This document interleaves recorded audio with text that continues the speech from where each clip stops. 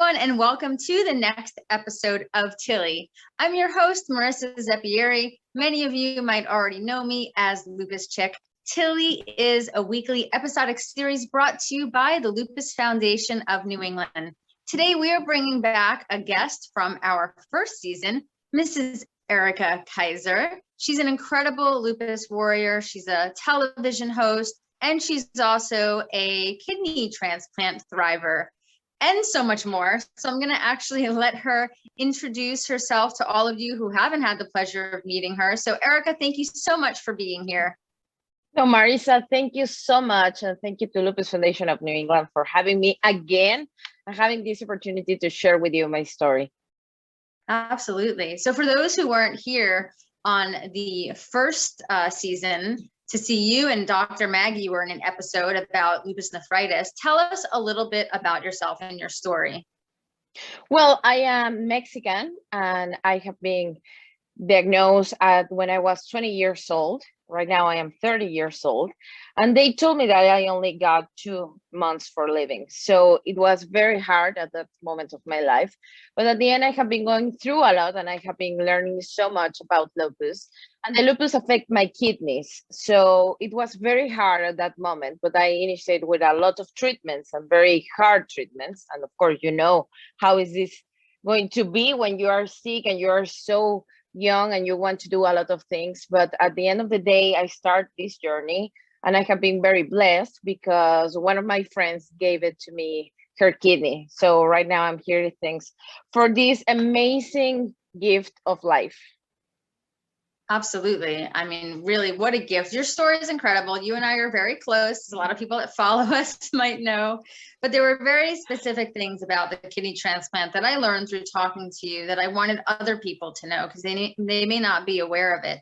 So I remember you telling me when your friends and family were tested for their kidneys and your friend, a good friend of yours, actually wound up being a great match, that you both had to go through seeing all of your doctors and being approved by all of your doctors, but then also going and seeing a psychologist and that whole segment of it, which I had never even knew was part of the whole transplant sort of operation. So can you tell us a little bit about that experience?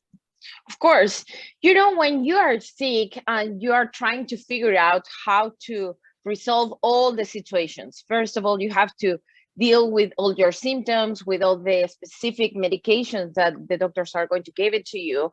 And when they told you that you need a transplant, the first thing that you're going to think in your family, because I think it's like the most natural thing that you are going to be expecting maybe that they are going to give it to you. But in my case, it was not the best option because of my parents' age. So, and because of the lupus, you know, like they wanted really to have a match and to see who could be a very good match with me and not giving more trouble. So I thought about my parents and then I thought about my brothers. And at that moment, my brother said that he didn't want to give me his kidney. But my sister, she said, I want to give her her kidney. The problem was that she was 17 years old. So it's one thing that you are not going to believe that you have to deal with some stuff that maybe it's legal and you are not going to being thinking about it, you know, like at that moment of your life, you're trying to be alive and you're trying to figure out how to get a kidney. So my sister wasn't able to give me, and I didn't have the time to be on a transplant list. So then you think maybe about your cousins, your aunts, and in my case, one of my cousins, he said to me, I can give you my kidney, but you have to start with the protocol, the kidney protocol transplant. So this protocol, it involves to see all the doctors, to me and to the person that is going to give a kidney or any organ, you know? So we have to start that. And when you are going to go through some process like this protocol, you have to be able to see that you are going to be in the hospital a lot of days, and maybe they are going to call you because it's not just seeing the psychologist. You have to be with the cardiologist, with the endocrinologist, even with the dentist. Like sometimes you are not going to think about it, but they have to do that in order to take care of Gabriela, my friend that gave me the kidney, and of course of me. But I think most of the protocol it's because they want to take care of the people that is going to give the organ. So they have to check if they are able to do that, if they are in the right way, if they have the same blood type, if they have another illness or something that could be wrong, you know. And in that case, my cousin had an infection like 5 years before that, and for that it was impossible. So Gabriela and me, we went through all this process, and you have to go to the doctor, and sometimes in Mexico the regular time it can take you for 3 to even 1 year going through this process. So it's not easy, and in my case I am very lucky because we got it in 3 months, even a little bit less maybe. But the end of this protocol was the psychology, and it's like if they say that you are not able to get a transplant, you're not able to get a transplant, even though that you have been going through a lot of doctors and they have to tell you that you have a green light. No, because they have to take care about if you are really aware of the gift that you are receiving, and if you're really aware of taking care of that new organ that you're going to receive, if you are going to take your medicines, if you're going to have a very good style, and I think it's to see if you're not going to waste that very great thing and great gift, you know. I think it's most of all of that, and of course because they are taking care of our health and about the organ donor. Absolutely. I mean, I think the psychology part of it, you and I have talked about that a little bit, for both you and the donor is so important, because it's a huge thing to give that to someone, but then to also receive it. So it's just interesting how many physicians are actually involved in the transplant process. So you crowdfunded for your kidney transplant because you did not have insurance or anything in Mexico that would cover that surgery, and you did an incredible job with that. So tell us a little bit about like actually being in the hospital. How long were you in the hospital, and what was it like after the surgery as far as recovery? Well, you know, it was at first it was very hard because the doctors was a little bit like kind of chasing me, saying like, you need the transplant like now. And I was like, I didn't want to go into the transplant so fast because I wasn't now thinking in the kidney transplant. I was thinking in the dialysis, and I was rejecting that. But it was very important to me that I had to go first to hemodialysis, and then I could have a transplant. So I was like waiting and said, okay, if the plan is to give me a kidney transplant, let's do that.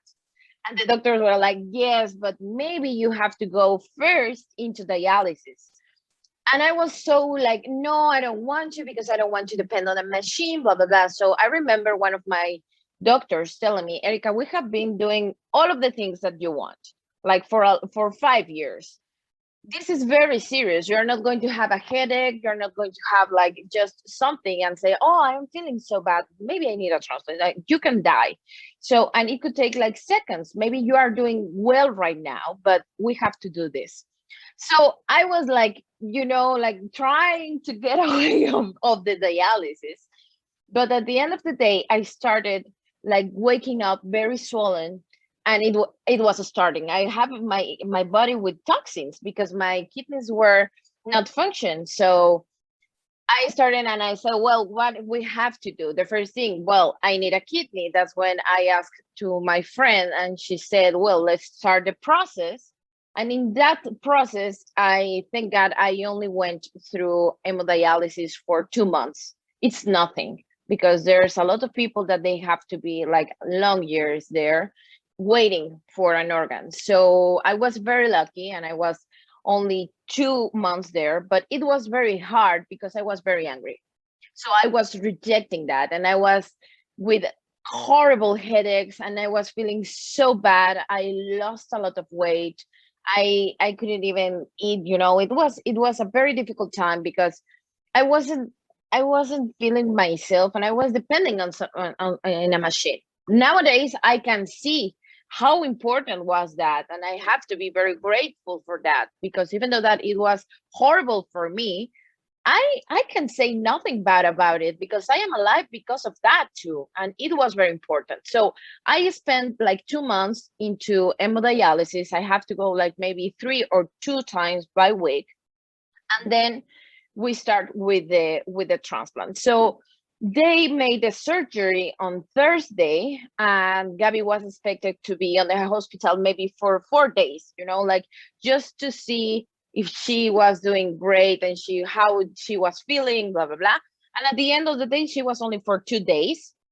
The only problem that she got is they do this with laparoscopy. How do you say that? I'm sorry. Yeah, laparoscopic surgery. So they made it with laparoscopic surgery, and you get some air into your body, and maybe that air could go to the shoulders, and it could be a little bit like it hurts. So that was the only problem that she got at that moment.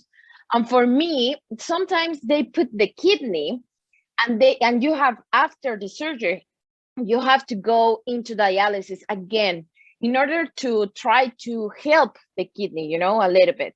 But in my case, the surgeons said that in the moment that they connect with all the system, the kidney start like function. So it was like great. And I didn't need, after the surgery, more dialysis. So it was very good. And I was in the hospital for 2 weeks. I don't know, I think so. It was very fast. And then you have to go very, very constantly to the hospital. There was like the first month, you have to go every single day to take tests. They are watching all your laboratories, and they are taking care of you. And then the second month, you have to go 3 times by week. And then the third month, you have to be on the hospital 1 day by week. Like it's like a whole process, because the first months of the transplants, they are very important, because they are going to watch if you are going to reject the organ or if you are doing well with the medication. So first of all, like the most important months, there are 3 months that are like you have to be, because also you are immunosuppressive. Like for us, it's something like normal because we got lupus and that's our treatment. But obviously, when they increase the doses so much more at that first 3 months, and they expect you to be like 1 year. And if you're 1 year, like, well, okay, she's not going to reject the organ. But that doesn't mean that maybe 5 years later or 10 years later, you can reject it. Oh, okay. I didn't know about that. I'm not familiar with that part of it. So let me just ask you, now, years later from having the surgery, what is life like now? What do you take, in terms of like medication to help you not reject the organ? And how are you feeling? I'm feeling great. And I can tell you that, even though when I was going through this and I was in dialysis, and people, it was saying to me, oh, you look very good and you're doing so well. And then when you got the kidney, and then people are like, oh my God, now you look well. You're not aware of that, because maybe we are so used to feel bad and to feel sick. So for us, it's like the normal. But once I got the kidney, I was able to see the difference between how I was feeling now, and it was something even about my skin. Like, people start like, oh my God, you look well. When you were sick, you were looking like fine.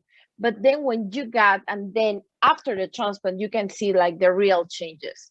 So for me, it was incredible. And I'm so grateful for that, because I am doing so well. And thank God my lupus is so calm. And at the end of the day, we had the same treatment. It's immunosuppressive treatment for lupus and for kidney transplant. So it doesn't change a lot for me. And I'm so used to have my medication, and I'm so used to be careful with all the things that I eat, and I'm so careful with my workout and everything. So I think that helps me a lot. And at the same time, I'm so aware that I received a very, very great gift. And that's why right now I'm trying to give it back and trying to help people and trying to let them know that there's a moment that you could be okay and you're going to be all right. And maybe some people say like, oh my God, you look so good and you have this perfect life. And I am so sick. Yes, but there was a time that I was so sick too. And the message is like trying to share that and trying to let them know that it's not the perfect life. I have to take care, as all of us, we have to take care about us, and simple stuff. And it's not only about my medication and the sleeping. I have to take care about my feelings. I have to take care about my thoughts. I have to take care all of the things that I say to me in front of the mirror. So in order to keep this organ alive and safe. Well, Erika, thank you so much for sharing all of that with us. I know that you are such an inspiration. I think there's so many people in our community that have lupus nephritis. I think it's really important for them to hear from someone that's actually undergone the transplant journey and to see where you are today and how you're feeling. But also, before we wrap up, I have to ask, they have the World Transplant Games, which is sort of like the Olympics for those that have transplant, any type of organ transplant. And this is all sort of new to me. I didn't know about this until I met you. But you are a champion in triathlon. So can you tell us a little bit about that and sort of how all of that happens? Well, that's great, Marissa. That's one of the things that I am the most grateful, because as you said, I had a very important campaign, a crowdfunding campaign, and with that crowdfunding campaign I started this community. And you know how this works. Like, we know all these people around the world, and we start like chatting and we start like sharing and say, oh, what do you do, what type of medication do you take, and what do you eat, and everything. So once I received my Erika Kaiser was the name of my campaign, and it was important in Spain too. And one of my friends from there, he told me, okay, there's a World Transplant Games, you have to come. And I said, well, what is that? Because as a lot of people, they don't know that this exists, but this is, like, as you said, the World Transplant Games for transplant people. It doesn't matter what kind of transplant do you have. And I said, okay, let me see. Well, I am a dancer, so maybe they haven't said, no, this is like for real. So I choose to be in triathlon, and I start like, for me, it was at the first moment that I got into this, it was because I want to know and to meet all these people that has been going through all this journey with me. And I said, it will be an excellent opportunity to meet them and to share with these people, and let's see what happened. No, it was a great opportunity. And at the end of the day, thank God I won the medal.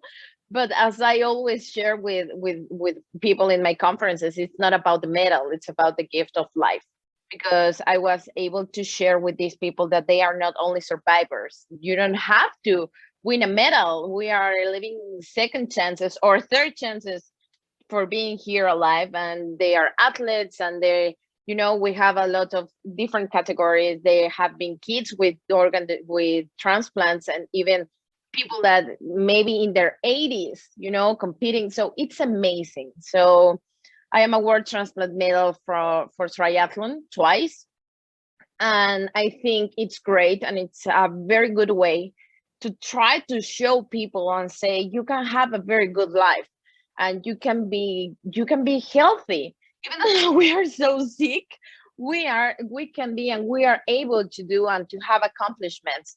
And it's not necessary, like, because sometimes it's like, it's not only because I am on the TV and I am working on that, I am a speaker and I have my medals. No, we are alive. So we have to be very thankful about that, because we are here thanks of this amazing thing that it's the organization. Yes, you just said it. We are alive, and we have to be so thankful for that. It is a gift every single day. I'm so glad that you're able to share all of that. For those of you that want to follow Erika, she does a lot of stuff online. She's also a very well-known dancer. She's been professionally dancing since she was young, in addition to a long list of other activities. So let everyone know where they can follow you on social media. They can follow me at Erika Kaiser MX. And of course, feel free to write me and if you need something.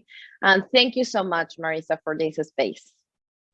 Oh, absolutely. Thank you so much for coming back on. And for everyone that's watched, thank you for watching this 6th episode of this season of TILLY, wrapping up another season with Miss Erika Kaiser. I will put her Instagram up so that you can go and check her out and follow her. And also, if you have any questions for her, feel free to leave them in the comments and she will head back here and answer those for you. So thank you so much, Erika, for being on.